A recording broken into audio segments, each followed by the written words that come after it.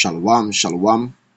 This is Brother Kowalwa here, coming to you with a lesson, first and foremost by the spirit and power of Yahweh, Bahasham, Yahweh Shai, Bahasham, Harakah Kadash, Kalalalyam La, Yahweh Bahasham, Yahweh Shai, Tawadatam Yatawab. And of course, by giving all praises, glory, and honor unto Yahweh Bahasham, Yahweh Shai, that is by whom we get the spirit to teach. Right? I give double honors unto the apostles, elders and apostles of Great Millstone. These are the teachers to whom I attribute the learning having been trickled down unto me, and so I adhere unto their teachings, and I give double honors unto the apostles and elders of Great Millstone,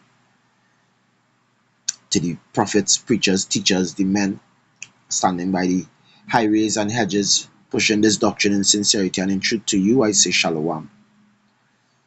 To the aquats sitting at home listening in silence to their husbands, to you I say shalom. To the speckled foreigners, those that are Israelites and do not know that they are, to you I say shalom. Shalom labakariam. This is Brother Kowalwa here again with another lesson by the spirit and power of Yahweh Hashem Yahushua, starting off with Matthew chapter 22 verse 40.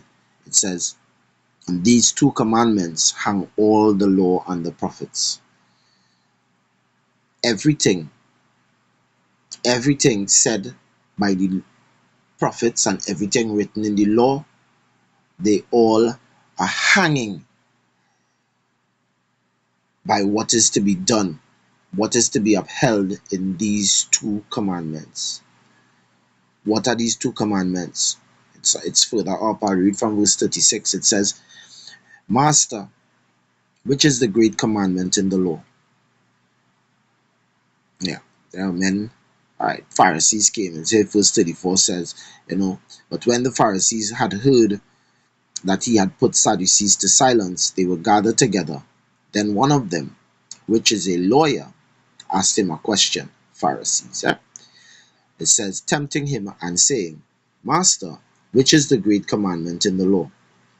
Yahweh Shai said unto him, "Thou shalt love other one, your power, your power with all your heart and with all your soul and with all your mind. For this is the first and great commandment. And the second is like unto it. Thou shalt love thy neighbor as thyself." Thy neighbor. That word neighbor. That neighbor is used as your brother. Right? Because the scripture says that we are to be holy. Be ye holy as I am holy, as Yahweh is holy. So we as his people, he encouraged us to be separate, to be holy just like he is.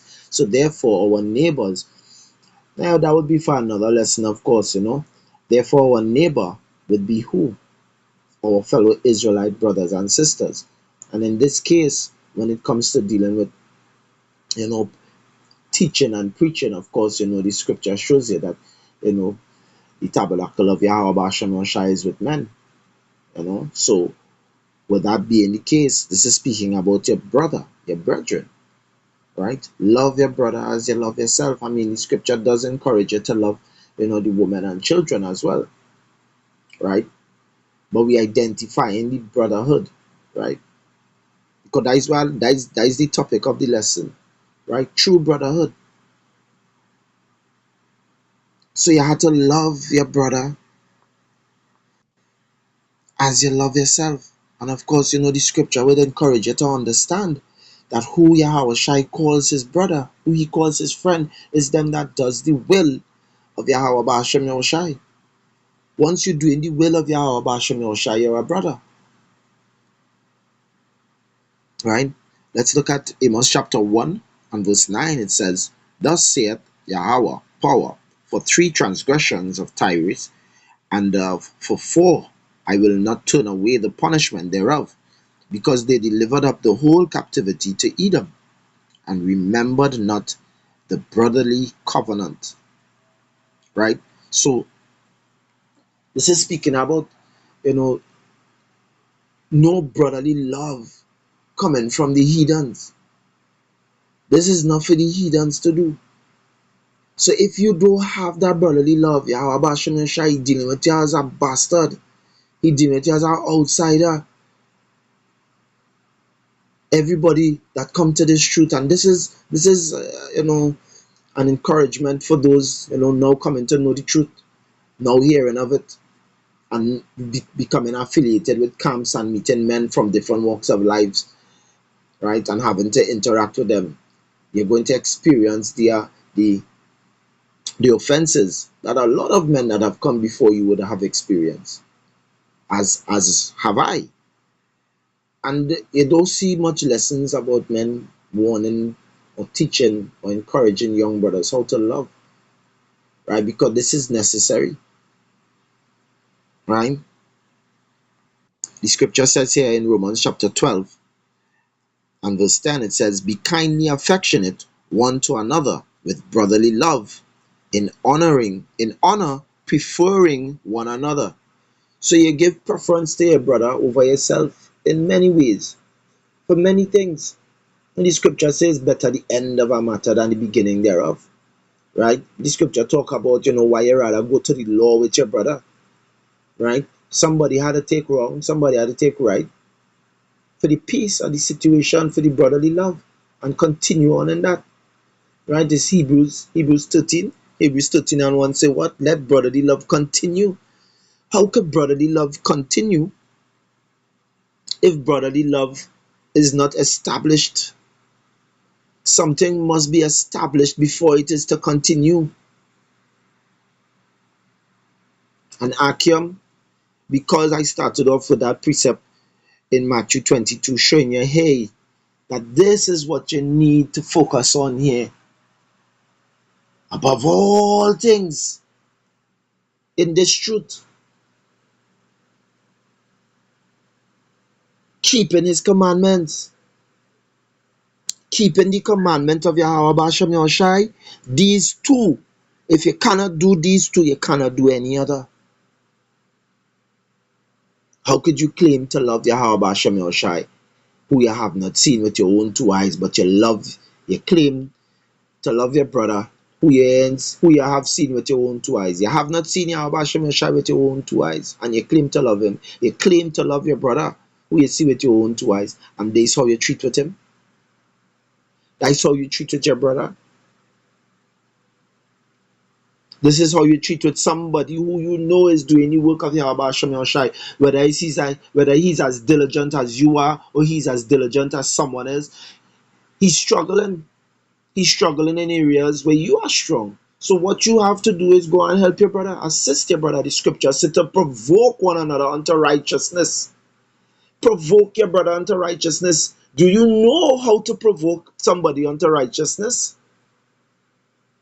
Instead, men provoking brothers to what? To pull away, to leave, to get kicked out of camps.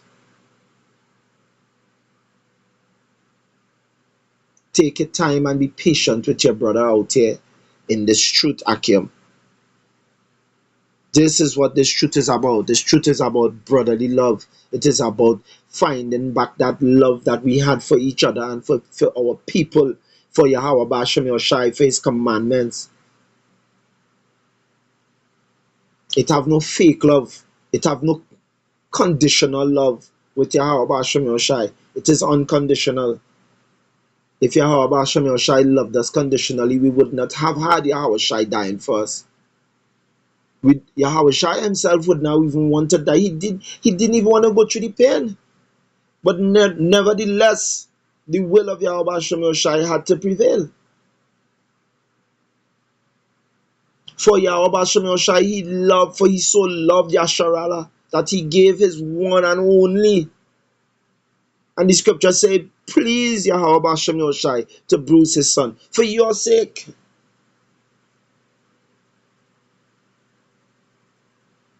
And you wouldn't give preference, preferring your brother before yourself when the time is there.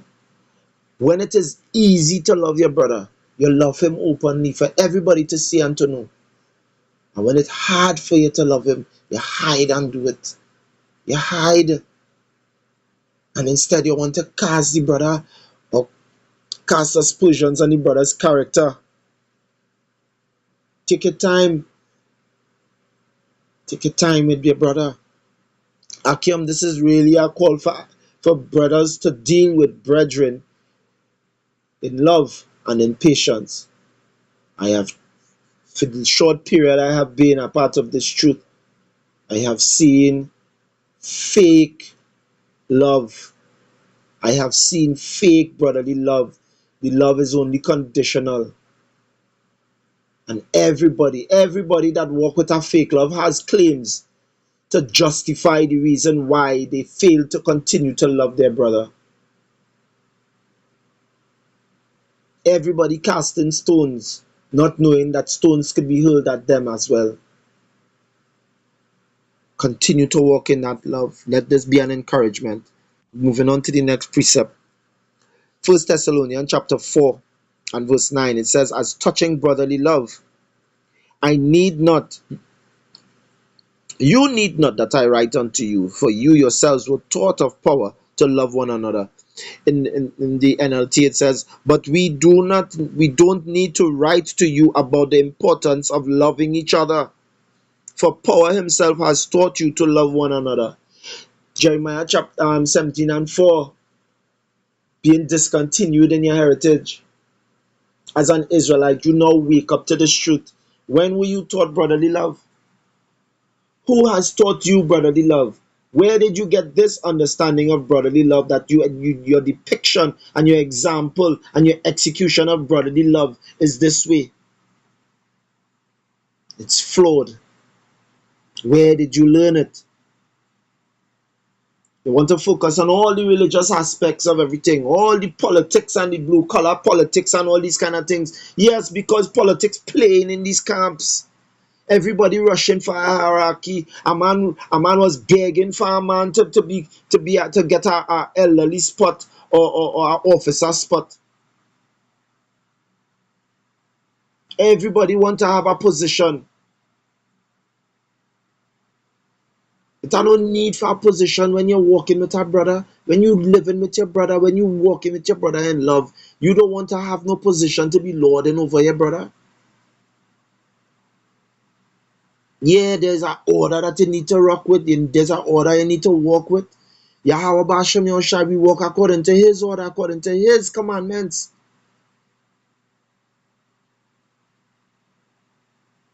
And the method by which we walk in retrospect to each other in order is based on, hey, this is an elder and I'm not an elder. So you give double honors to elders, the ones that have charge over you. But the ones that have charge over you, do they love you as a brother? Or do they love you as somebody that over you? We have to take with time and learn to deal with each other with the love that we want for ourselves. Keep that in mind, Akim. Paul say here, he don't need to. So like, I'm not sure if it's Paul was who wrote here, right? But the scripture says here, we don't need to write. We don't need to write about the importance of loving. Is that the case right now in 2026? So everybody believe that they have love down pack 100% flawlessly? Where did you learn that? Where did you learn this kind of love, Akim? That you believe that there is no need for you to be taught it. The brethren that were there at that time, they were taught love. They knew the law. They understood the law. And they still even faltered at that time. How much more would we be faltering if we didn't even know the law, being woken back up to the truth in the middle of captivity? And you feel you could just walk in perfect love to your brethren, but you want to walk around checking to see if your brethren doing what he's supposed to do according to the law. And if he don't do it, you pull back that brotherly love. Not this brother Abaniah, guaranteed. Tawadaya Basham Yoshai. Not that big brother Abaniah.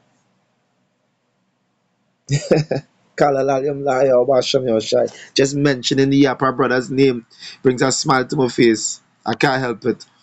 Hebrews chapter 13 and verse 1 here. Let brotherly love continue. Like I said, how could something continue if it didn't have an established start? And that this continuance of brotherly love, it must pick back up for when it was back then. When you come back in this time and it have no remembrance of the former things, how will you continue in that love that was then? You have to find it again. You have to find it again. It hurts to love.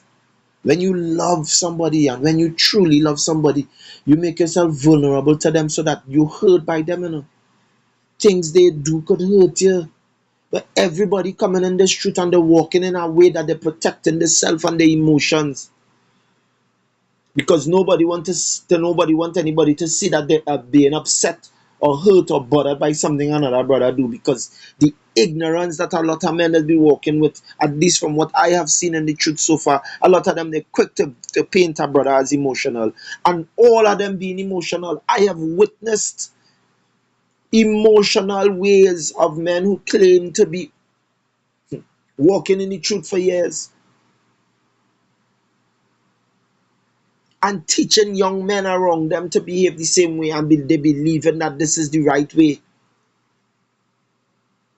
Every other area of your life is stable except your emotional side, or every other area is stable except for your brotherly love, right?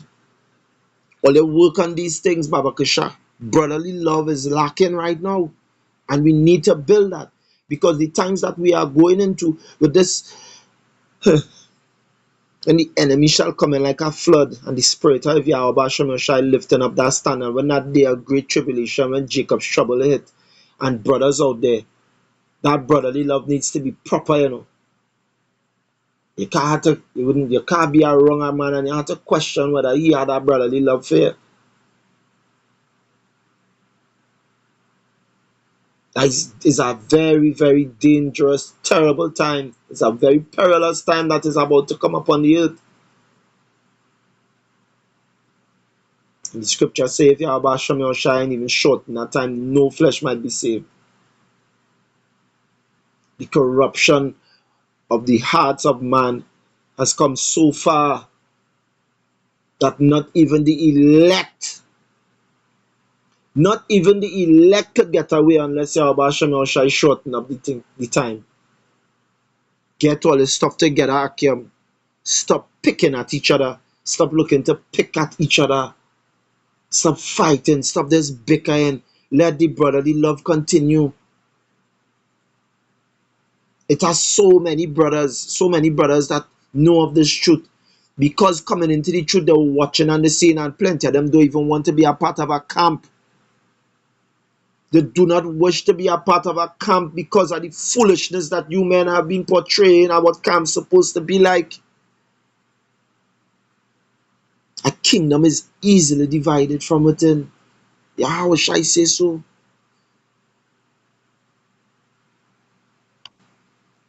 Second Peter chapter 1 and verse 7, it says, and let godliness, brotherly kindness, and to godliness, brotherly kindness, and to brotherly kindness, charity. Right. To godliness, brotherly kindness, and to brotherly kindness, charity. Of course, there's a list that's going on from on top. You could read further up. But the point I am looking at is the brotherly kindness. Not just being brotherly, but being kind to your brother. Deal with your brother the way that you wish to be dealt with. Deal with your brother justly and fairly. And if you do these things, I could say it right there.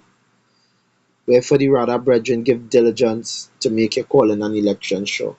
If you do these things, you shall never fail. Giving diligence doesn't just rest upon getting up in the morning, you're giving praises to Yahweh Shem Yoshai, you go and do a video, do some reading, and that is it for the rest of the day. You good, you're done. Your deed is done. That is not what this walk is about. You live, walk, talk, eat, breathe, sleep. Everything about your life has to reflect Yahweh Hashem Yahushai. It doesn't have a stopping point. And a lot of men just want to pick up Israeliteness and rest it down conveniently. That is not what this is about. You can't pick up brotherly love and use it conveniently and put it back down conveniently. Scripture says to let it continue, not to let it end. It is a continuous thing. I pray this lesson would be able to, help anybody coming into this truth understand, use this as a guiding tool when you come to this truth and you get exposed to brothers in these camps. You're meeting men from different walks of lives, a lot of men with a lot of different coping mechanisms they've applied to how they live. A lot of them were living like real scoundrels out there and heard the truth and turned away and repented, but they constantly have to struggle with that sinful nature. You have to die to that sin daily, every single day. So don't expect no miracle from this brother to automatically love you perfectly, because he still don't even know how to love Yahweh Hashem Yahushai perfectly, and that is the first commandment. How could you love your brother perfectly and you don't even love Yahweh Hashem Yahushai perfectly? So don't even think to believe that any of you loving your brother perfectly and you're flawless. You're flawless when it comes to any blame, to any situation or any matter with your brother. Now your brother out there. Now your brother out there. And he's no longer with the synagogue, the sanctuary, the camp. So what is brother? What going on with this brother? This brother gonna die. That is what all they understand. Because all they believe that without being among the body, you have no protection. So Yahweh Hashem Yahushai can have this man be safeguarded and turn everything around and have you campaign for safety. You know what the end of the situation, you know what the end of the matter is? The scripture says to pray for all men, continue to pray for all men without ceasing.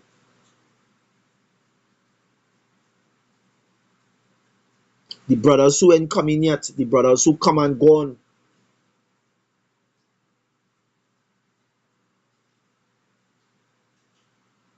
For if you do these things, you will never fall, Akim. I pray that this lesson will be edifying by the spirit and power of Yahweh Hashem Yahushai. And with that, I'd like to give all praises, glory, and honor. Kala Lalem La, Yahweh Bahasham, Yahweh Shai Bahasham, Haraka Kadash, Barakatan, Atam Lanawa, Wa, Tawadatam Yatawab. Give double honors to the apostles and elders of Great Millstone. These are the teachers who surely do real well, pushing this doctrine in sincerity and in truth throughout the four corners of the earth, risking their lives to do so. To the preachers, prophets, teachers, the sincere men that push this doctrine in sincerity and in truth unconditionally, with a pure heart. To you I say Shalom. Shalom to the Akwat sitting and learning in silence, listening to their husbands in all subjection as saith the law. To you I say Shalom, Shalom Labakariam, the speckled foreigners of Yasharallah who are Israelites and do not know that they are. Shalom Labakariam, Abad Bobal.